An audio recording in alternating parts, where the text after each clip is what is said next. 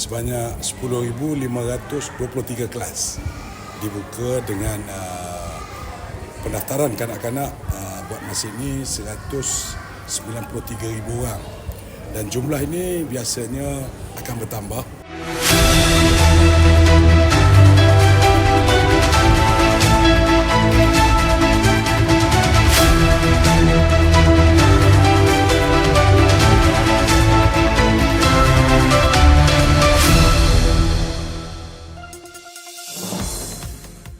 Sesi Persekolahan Kemas tahun 2026 bermula hari ini dengan kehadiran seramai 193,000 kanak-kanak di lebih 10,000 kelas tabika di seluruh negara.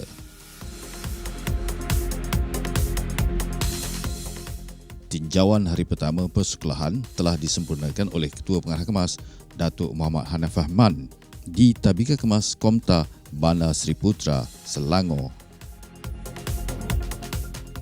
Fokus utama tahun ini terarah kepada transformasi digital menerusi inisiatif Smart Pratahfiz. Sesi persekolahan hari ini juga 14 kelas Smart Pratahfiz, iaitu Smart Classroom bersekali dengan Pratahfiz juga dibuka secara resminya pada hari ini.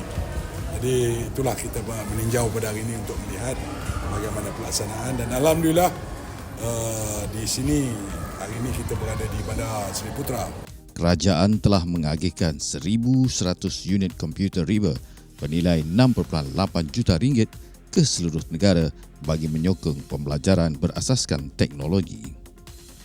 Program ini bukan sekadar melahirkan murid celit IT, malah mensasarkan 60% kanak-kanak menguasai hafazan surah lazim seawal usia muda. Dalam pada itu, aspek pendidikan inklusif diperkasakan dengan pembukaan 19 buah tabika tunas istimewa bagi kanak-kanak autisma ringan di setiap negeri. Seramai 154 murid berkeperluan khas kini mendapat akses pendidikan kondusif di bawah inisiatif ini. Paling penting pada hari ini juga menandakan janji kami seperti mana yang diarahkan oleh Yang Amat Berhormat Timbalan Perdana Menteri dan juga Menteri Kementerian Desa dan Wilayah, 14 tabika tunas istimewa untuk anak-anak yang daripada spektrum mild syndrome beroperasi secara resminya pada hari ini di 14 negeri. Jumlah tabika yang beroperasi sebanyak 19 tabika, kerana wilayah persekutuan kita ada 3, Putrajaya, Kuala Lumpur dan Labuan. Di Melaka juga program rintis sebelum ini 3, manakala di Perak kita ada 2, menjadikan jumlah keseluruhan kelas tabika tunas istimewa untuk anak-anak di bawah spektrum autism sebanyak 19 buah kelas. Bagi memudahkan urusan ibu bapa yang bekerja, Kemas turut memulakan projek rintis lanjutan waktu operasi sehingga jam 4.30 petang di 232 buah tabika bermula tahun ini. Ada satu lagi pengenalan yang kita buat pada tahun ini, sebanyak 223 kelas. 232 kelas.